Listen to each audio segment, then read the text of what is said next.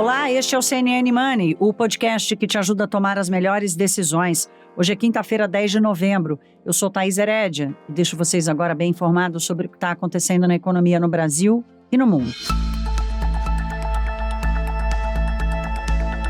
Minha gente, olha, crash das criptomoedas no mundo inteiro. Eu vou começar com esse tema, daqui a pouco voltamos a falar aqui da economia brasileira e dos desafios do próximo governo lá fora. Como se não bastasse a incerteza do mercado internacional inteira, o mundo está lidando com o crash das criptomoedas entre as duas maiores corretoras de criptos do mundo. Uma quebrou e a outra, que tinha se disposto a salvar a rival, desistiu do negócio. Em questão de horas, bilhões de dólares evaporaram e o alerta sobre uma crise sistêmica no ecossistema das criptomoedas foi acionado. O Bitcoin, que é a maior delas, já operava em forte queda durante o ano inteiro. E ontem, quarta-feira, ele sofreu um novo baque, voltando ao mesmo patamar de 2 anos atrás. Continua lá, agora no começo dos negócios nesta quinta-feira. Só na quarta-feira, a Bitcoin caiu mais de 12%. O que foi o gatilho disso tudo? Vamos contar rapidamente essa história das corretoras. A maior corretora de cripto do mundo, a Binance, ela fez um anúncio que iria comprar a FTX, sua maior concorrente. A FTX é uma corretora dessas de gurus, sabe? Aquele rapaz jovem que aparece como um grande guru e que passou a gerir bilhões e bilhões de dólares, inclusive dos maiores fundos de investimento do mundo. Pois bem, a FTX. A Binance anunciou que ia comprar a FTX depois dela ter sofrido uma onda de saques que só em um dia foram 6 bilhões de dólares. A Binance foi e disse, olha, estamos aqui acertando um acordo para a compra de uma fatia da FTX. Pois bem, ontem, depois do fechamento dos mercados aqui no Brasil, mas os mercados de criptomoedas não têm horário, já era umas 6:30 da tarde aqui do Brasil, a Binance disse, não vou mais fazer, desistir do negócio, porque há risco de gestão temerária, investigação financeira na FTX e a Binance disse, não vou me meter nesse negócio. A reação nos mercados é gigante, há uma movimentação enorme de realocação de recursos e uma incerteza gigantesca sobre, de novo, que é a grande questão sobre as criptomoedas. Qual regulador vai dizer o que sobre qual operação? As criptos são operadas num sistema sem regulação, nos blockchains. Então, é risco na veia. Ao Financial Times, o chefe de investimentos da Zero Cap diz que o mercado de cripto está em pânico total, não é para menos, No JP Morgan, a avaliação é de que essa queda recente das criptos, a Bitcoin é a maior delas e, portanto, mostrou a intensidade do movimento, essa crise e essa queda de agora, segundo os analistas do JP Morgan, é muito mais preocupante do que as anteriores, porque o ecossistema das criptomoedas está mais frágil e mais comprometido com a quebra de uma das duas maiores corretoras do mundo. Então, temos uma situação sistêmica que aciona esse alerta do mercado financeiro internacional que já lida com tantas outras incertezas e é delas que a gente fala agora. Minha gente, olha, as eleições de meio de mandato nos Estados Unidos não foram concluídas ainda. Tem decisão apertada, disputa apertada pelo Senado. Na Casa dos Representantes, equivalente à nossa Câmara dos Deputados aqui, ainda há apuração de votos e sim, os republicanos vão ficar com a maioria, mas não mais com aquela onda vermelha esperada, não só pelo mercado, mas também pelos analistas políticos. E antes que você se pergunte ou fique confuso, eu vou te explicar. Nos Estados Unidos, a onda vermelha é dos republicanos, não tem nada a ver com comunismo, viu? A cor azul é a que representa os democratas. Havia, então, uma expectativa de que os republicanos retomariam a maioria na Casa dos Representantes, que faz uma renovação total das suas 435 cadeiras. Isso não aconteceu. Eles vão alcançar, sim, os 218 postos, que são ali o mínimo para ter a maioria da casa, mas a ideia era que ficassem com muito mais do que isso. Mas improvável provável que isso aconteça agora. Isso levou o presidente Joe Biden a voltar a considerar a candidatura à reeleição. Ele disse que essa é uma decisão que vai tomar, inclusive, em família, que vai ser só tratada a partir do ano que vem. Mas o jogo político de forças políticas nos Estados Unidos, que levava o mundo financeiro a uma compreensão, agora é outro. Há várias explicações para isso, sociólogos, cientistas políticos, todo mundo discutindo exatamente o que está acontecendo, que mudança é essa por lá. Mas, como sempre acontece, já há influência e efeitos nos ativos financeiros. Os futuros americanos tentavam, na abertura dos negócios hoje, alguma recuperação. As bolsas na Europa não, já estavam operando em queda. As bolsas americanas tiveram ontem uma queda muito forte, então a cautela é o modo para aguardar não só as eleições, mas mais importante do que qualquer outra coisa é o resultado do índice de inflação ao consumidor que sai nesta quinta-feira às 9h30 da manhã. Esse é daqueles dias, minha gente, que o podcast, que o episódio fica prejudicado, porque temos inflação aqui no Brasil também, fazendo esse parênteses aqui nacional. Temos inflação no Brasil às 9 da manhã. A inflação desse ano já não preocupa mais, a gente tem levado mais em conta e prestado mais atenção nas expectativas para 2023 e 2024, mas de alguma forma é importante entender o processo inflacionário aqui. Lá nos Estados Unidos, a expectativa é de que o índice cheio fique em 0,6% e reduza um pouquinho para 8%, fechado, ou 7,9%. Isso significa uma redução num ritmo muito lento. E aí o que acontece? Os investidores, os gestores ficam divididos entre a expectativa para a próxima reunião do Federal Reserve. Afinal de contas, o Banco Central americano vai para uma quinta elevação de 0,75 pontos percentuais da taxa de juros, né? Quanto vai ser a taxa terminal do juro americano para lidar com esse processo inflacionário tão resistente como tem se apresentado? Então, hoje, os mercados vão ser muito afetados pelo resultado do CPI. Se vier melhor do que o esperado, todo mundo respira aliviado. Se vier pior, o JP Morgan, por exemplo, acha que as bolsas podem cair até 6% nessa quinta-feira, se o resultado surpreender negativamente. De qualquer forma, aquela ferramenta do CME Group, que acompanha as apostas e as expectativas para a movimentação dos juros, está praticamente empatado sobre o que pode ser a decisão do Fed em dezembro. Então, segura as pontas aí, que no episódio de amanhã, na sexta-feira, a gente vai ter muita repercussão sobre a inflação nos Estados Unidos, ainda um desfecho improvável, completo das eleições de meio de mandato, mas de qualquer forma já com uma noção avançada desse jogo de forças da política americana. Então vamos acompanhar, prometo aqui voltar no episódio de sexta-feira com todas as informações importantes para a gente entender o que pode acontecer daqui para frente.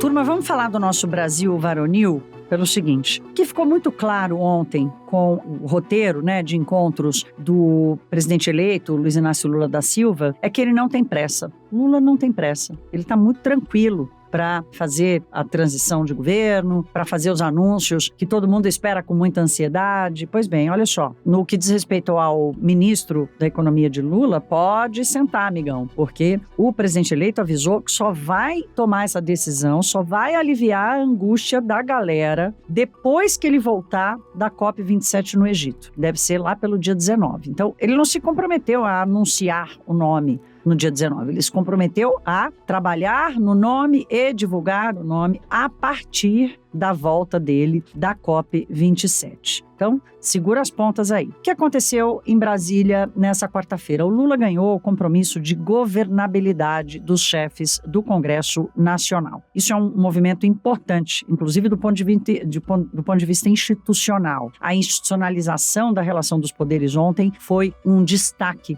da agenda de Lula em Brasília. Essa governabilidade, esse compromisso com a governabilidade, dá espaço ao presidente eleito a aprovar uma mudança bem mais radical do que aquela que vinha se discutindo, que é a da PEC da transição. Fazer ali uma exceção, o waiver, a licença para gastar no ano que vem. Pois bem, a PEC da transição está virando a PEC da permanência de despesas fora da regra do teto de gastos. O Partido dos Trabalhadores quer retirar o Auxílio Brasil, o pagamento inteiro do Auxílio Brasil, hoje por volta de 150, 160 bilhões de reais, quer retirar o custo inteiro do Auxílio Brasil, que vai voltar a chamar Bolsa Família, dos limites fiscais. Aqui está o maior temor do mercado, o maior temor dos economistas que estão preocupados com a trajetória da dívida pública, que dinheiro não nasce em árvore. O seu não nasce, né? O meu também não. O dinheiro público também não nasce em árvore. Se não tem renda, se não tem receita, se endivida. E a dívida pública brasileira já está num patamar elevadíssimo, com um custo elevadíssimo, porque afinal de contas, né, temos aqui a taxa de juro real mais alta do mundo. Portanto, a trajetória da dívida pública para financiar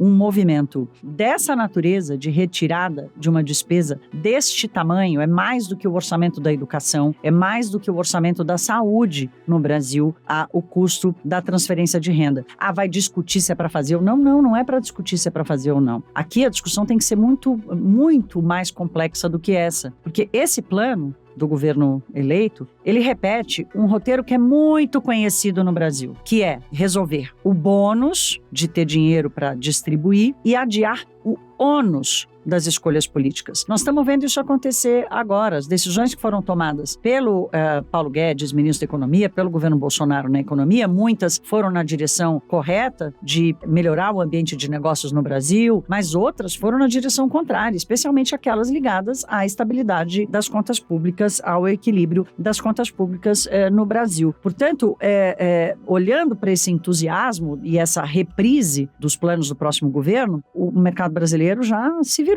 e devolveu todos os ganhos daquela euforia do pós-eleição com a chegada do investidor estrangeiro. Aliás, o investidor estrangeiro continua vindo para cá em volumes que variam ali entre milhões e bilhão de reais por dia, o que tem ajudado a segurar o câmbio. O dólar teve alta ontem, mas não foi uma alta significativa. Então tem ajudado a segurar o câmbio, mas não conseguiu segurar a posição dos investidores na Bolsa, que voltou para os 113 mil pontos. O Brasil hoje, nessa quinta-feira, tem uma escolha entre se moderar ali entre o que está acontecendo lá fora. Dificilmente o crash das criptos, por exemplo, vai se abater aqui sobre o Brasil. Nós temos um mercado muito incipiente disso. Participação, inclusive, dos grandes players do Brasil também não é considerável. Mas há uma aversão ao risco no mundo. Então, vamos ver como isso vai afetar aqui o posicionamento em mercados emergentes, mesmo o Brasil sendo o preferido entre eles hoje. De qualquer forma, o que fica claro é que é o seguinte, olha, sem informação, a especulação ganha espaço, né? Então, não se tem informação sobre o ministro da Economia e não se tem informação sobre exatamente o que vai ser dessa PEC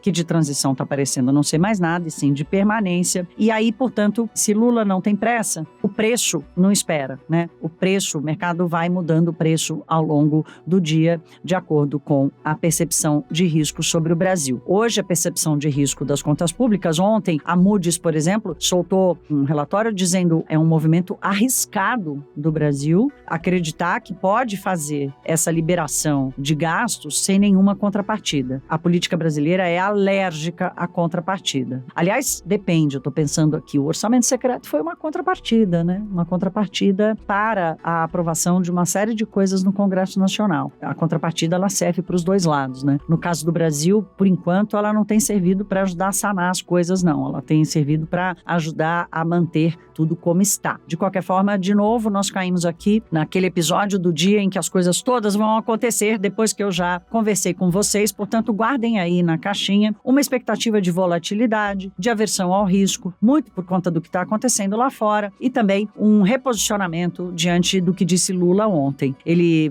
no meio do discurso que ele fez, da fala que ele fez, aliás, ele respondeu a várias perguntas da imprensa, uma cena que não estávamos mais acostumados a ver, pelo contrário, né? O presidente Bolsonaro se recusou, nesses anos todos, a uma relação, pelo menos cordial, com a imprensa profissional. Ontem Lula tentou responder ali no meio, inclusive de uma certa confusão entre nós, porque todo mundo queria fazer pergunta a ele se dispôs a responder a algumas, e o mercado já estava fechado, portanto hoje tem também uma correção diante do que disse Lula. É tudo muito sinalização, né? Não tem decisão ainda, por isso que eu digo, quando não tem informação assertiva, a especulação toma conta, portanto a quinta-feira promete ser um dia de altíssima volatilidade diante desse cenário.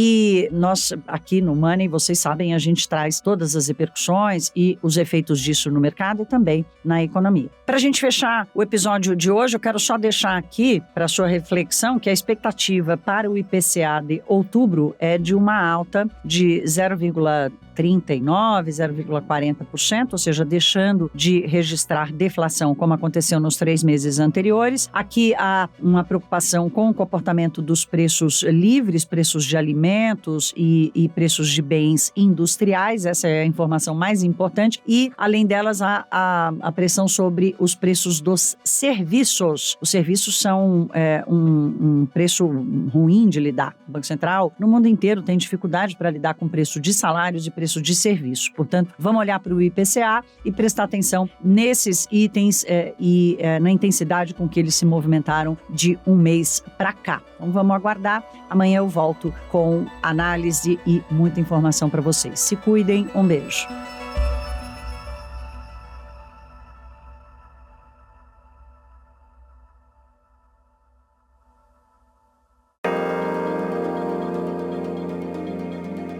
Com apresentação, pauta e coordenação editorial de Thaís Herédia, este podcast é produzido pela CNN Brasil com edição da Maremoto. Produção Larissa Coelho e Fabrício Julião. Edição e sonorização Felipe Gomes. Coordenação técnica Paula Weinberg e Felipe Gomes. Coordenação de produto Verônica Schneider. Você também pode ouvir o CNN Money no site da CNN Brasil. E aproveite para conhecer os nossos outros programas em áudio. Acesse cnnbrasil.com.br/podcasts.